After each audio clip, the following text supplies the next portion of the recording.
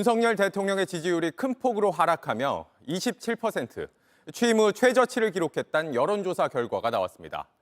국정 운영을 잘못하고 있다는 부정평가가 64%에 달합니다. 이런 가운데 윤 대통령은 여당 당선자들에게 전화를 걸어 국정 운영의 방향은 옳다는 취지로 말한 걸로 전해졌습니다. 첫 소식 김태영 기자가 보도합니다. 윤석열 대통령의 국정 운영에 대한 지지율이 취임 후 최저치를 기록했다는 여론조사 결과가 나왔습니다. 윤 대통령의 국정 운영에 대해 잘하고 있다는 긍정평가는 27%로 집계됐습니다. 총선 전인 2주 전보다 11%포인트 떨어진 겁니다. 잘 못하고 있다는 부정평가는 9%포인트 오른 64%로 긍정평가의 2배가 넘습니다. 같은 전국 지표 조사에서 2022년 8월 둘째 주 28%였던 기존 최저치보다도 낮게 나온 겁니다.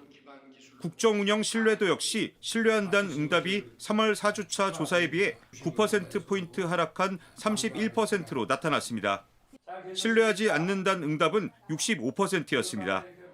조사는 4월 15일부터 17일까지 사흘간 이뤄졌습니다.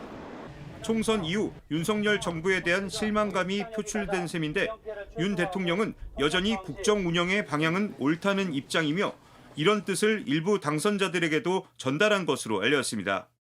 국민의힘 한 당선자는 JTBC와의 통화에서 총선이 끝난 뒤 윤 대통령과 통화했다며 윤 대통령은 국정 운영의 방향은 옳다. 다만 국민이 체감하고 공감할 수 있는 게 좀 더 필요하다는 취지로 말했다고 전했습니다.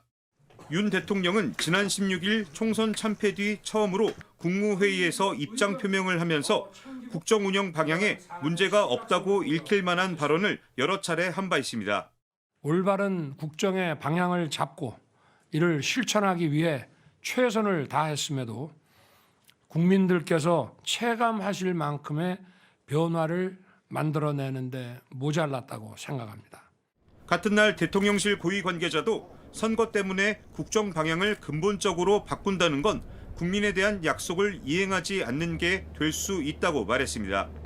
이준석 개혁신당 대표는 소셜미디어에 이번 총선의 결과는 국정 운영 방향을 바꾸라는 중간평가적 성격이 크다고 꼬집었습니다. JTBC 김태영입니다. 여당 내부에선 김건희 여사에 대한 특검법을 수용하자는 목소리가 나오고 있습니다. 대통령과 가까운 사람들에게도 법의 잣대를 평등하게 적용해야 한다는 발언이 공개적으로 나왔고 영남 출신 인사는 당대표 선거에 나와선 안 된다는 주장도 제기됐습니다. 류정화 기자입니다. 90년생 김용태 국민의힘 당선자는 이번 총선으로 윤석열 정부의 국가개혁 추진력이 상실됐다고 직격탄을 날렸습니다.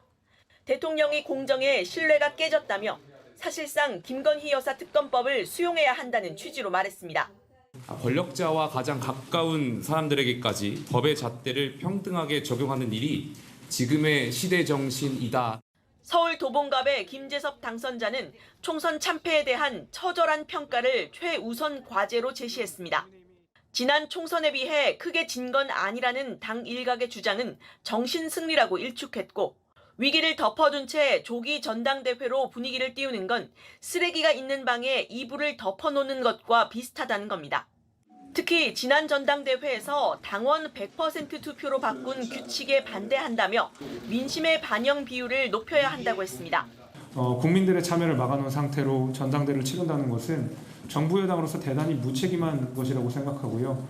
국민들의 혈세를 받아서 저희 정당이 운영됩니다. 토론회를 주최한 윤상현 의원은 수도권 위기론에 대처하지 않은 당 지도부를 비판하며 영남 중심당의 한계를 혁파해야 한다고 했습니다.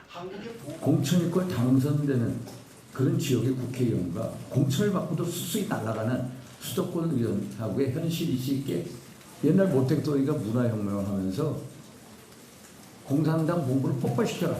우리 당 지도부, 국회의원, 우리 핵심에 있는 사람들을 폭발시켜야 될 겁니다. 토론회에 참석한 패널들 역시 대통령에 휘둘리지 않는 지도부를 만들라 영남 출신은 전당대회에 나오지 말라는 등 강한 주문을 쏟아냈습니다. JTBC 류정화입니다.